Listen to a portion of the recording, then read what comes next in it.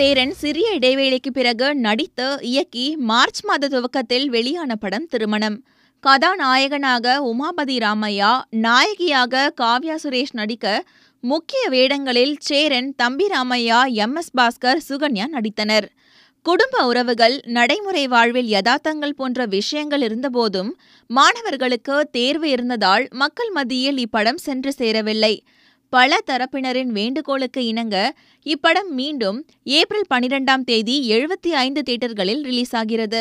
தமிழ் திரையுலகத்திலும் இந்திய திரையுலகத்திலும் பிரச்சனையாக இருப்பது பைரசி தளங்கள். படம் வெளியான அன்றே இணையதளங்களில் வெளியாகி விடுகின்றன. திரையுலகினர் இதை தடுக்க கோர்ட் மற்றும் அரசை நாடி வருகின்றனர். வெள்ளியன்று வந்த ஐரா, சூப்பர் டீலக்ஸ் படங்களும் பைரசிக்கு தப்பவில்லை.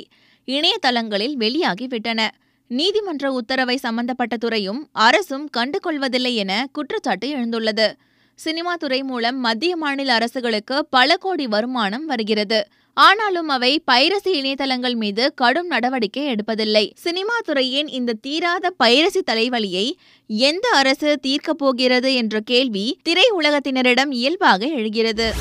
தமிழ் சினிமாவில் நடிக்க தெரிந்த அழகான இளம் ஹீரோயின்களுக்கு தட்டுப்பாடாக இருக்கிறது. 15 ஆண்டுகளுக்கு மேலாக த்ரிஷா, நயன்தாரா, காஜல் போன்றவர்களே இன்னும் ஜொலித்து வருகிறார்கள். தற்போது நிலை மாறி வருகிறது. தெலுங்கிலிருந்து வந்துள்ள ராஷ்மிகா, கார்த்தி ஜோடியாக ஒரு படத்தில் நடிக்கிறார். அடுத்து விக்னேஷ் சிவன் இயக்க சிவகார்த்திகேயன் நடிக்கும் படத்தில் நடிக்க பேச்சுவார்த்தை நடந்து வருகிறது. அதேபோன்று இயக்குனர் பிரியதர்ஷன், லிசி தம்பதியினரின் மகள் கல்யாணி சிவகார்த்திகேயன் ஜோடியாக ஹீரோ படத்தில் நடிக்கிறார். அடுத்து சிம்பு ஜோடியாக மாநாடு படத்தில் நடிக்கிறார். இவர்கள் வரிசையில் பிற இயக்குநர்களும் புது ஹீரோயின்களை தேட ஆரம்பித்துவிட்டனர். இதுவரை காமெடியனாக மட்டுமே நடித்து வந்த யோகி பாபு தற்போது சில படங்களில் முக்கியத்துவம் வாய்ந்த கதாபாத்திரங்களில் நடிக்க தொடங்கியுள்ளார். அந்த வகையில் தர்மபிரபு படத்தில் யமதர்மனாக நடிக்கிறார்.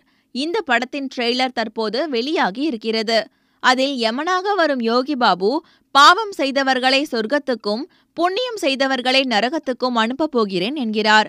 அதை கேட்டு பூலோகத்தில்தான் தகுதி இல்லாதவர்களுக்கு பதவி கொடுக்கிறார்கள் என்றால் யமலோகத்திலுமா என்று ஒருவர் சொல்கிறார்.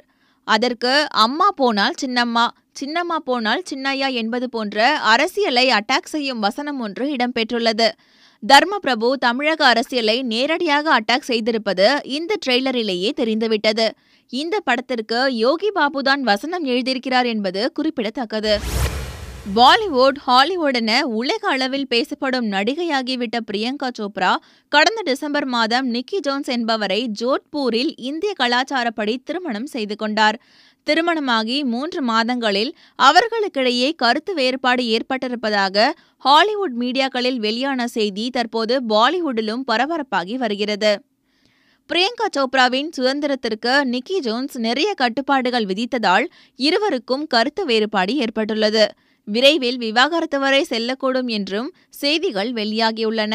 இந்த செய்தியை மறுத்துள்ள பிரியங்கா சோப்ராவின் செய்தி தொடர்பாளர், அவர்களுக்கிடையே எந்த கருத்து வேறுபாடும் இல்லை என தெரிவித்தார். இந்த வதந்திகளை பொய் எனும் கூறும் வகையில் நிக்கி ஜோன்ஸின் சகோதரர்களுடன் இருக்கும் போட்டோ ஒன்றை தனது இன்ஸ்டாகிராம் பக்கத்தில் பதிவிட்டுள்ளார் பிரியங்கா சோப்ரா.